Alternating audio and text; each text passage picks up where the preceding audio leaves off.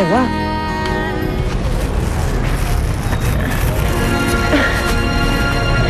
Oh, mukhang pagod na pagod ka. Ayos lang ako. Kaya ko pa naman. Anong ginagawa mo dito? Wala lang. Dinalo kita. Di ba sabi mo sa akin gusto mo ulit ako makita? Kaya, ito.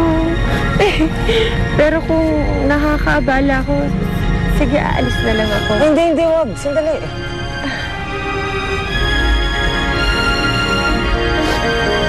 Betty, sandali! Uy, alam mo, pinagdalhan kita ng pagkain. Alam mo, kung minsan nagluto yan, no? Oo, di ba? Habang mainit pa, sarap yan, no? Tikman mo na. Kasi, pag namin yan,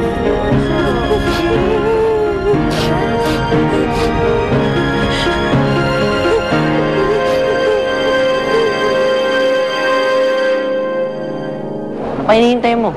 Kita mo na. Sandali. Ganyan na lang pwede. Gusto ko eh. Akala ko naman expert ka sa babae. Tapos kay Isabel lang, natutorpe ka. Iba si Isabel eh. Basta hindi ko talaga alam gagawin sa harapan niya. Gawin mo lang yung mga tinuturo mo sa akin. Pag-charming ka. Lapitan mo, tapos pag tinignan ka, ngitian mo. Mag-hi ka lang. Pakadali. Sige nga, sample mo nga.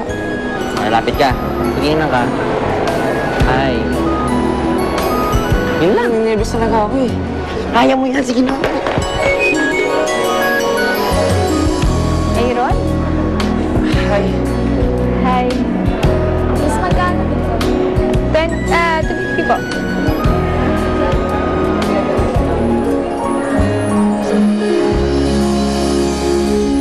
Ang bango-bango naman ng mga rosas na ito.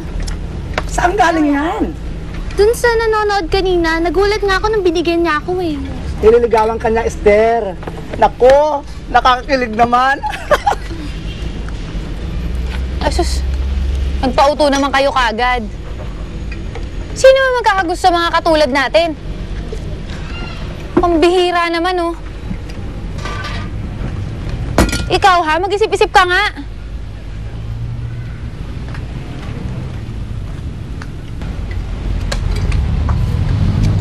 Charity, bakit kaya gano'n si Ate Betty?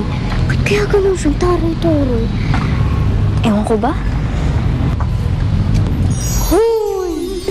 Ba't ganyan na itsura niya? May problema ba? Kasi Noah, hindi natuwa si Ate Betty nung binigyan ng bulaklak yung kaibigan niya. Galit na galit pa nga siya. Bakit naman ba? Paano kasi nagkaroon ng bagong kaibigan si Kuya Karting? Simula noon, lagi na mainit ang ulo niya. Ate Charity, bakit nabangon mo si Ate Betty? Ano ka ba? Hindi ba obvious? Mukhang in love si Ate Peggy tsaka kay Kuya Carmen. At mukhang nagsiselos siya. Ha? Si Kuya Carting, di ba siya na-in love kay Ate Betty? Ewan ko ba? Naku, Angelica. Mukhang namimiligro na yung emosyon natin. Kaya kailangan natin gumawa ng paraan para mapagbati silang dalawa. Oo nga, baka kasi mawala yung pag-asa ni Ate Betty. Kapag nangyari yun, hindi na matutupad ang future niya. Naku, lambot. Pag hindi niya nagawa ang misyon, hindi na talaga kayo makakabalik sa langit. Pwede ba? Ulis ka na. Nakakadagdag stress ko lang eh, no? Bilis, alis! Pwede. See you tomorrow. Kahit next week pa. 1 year!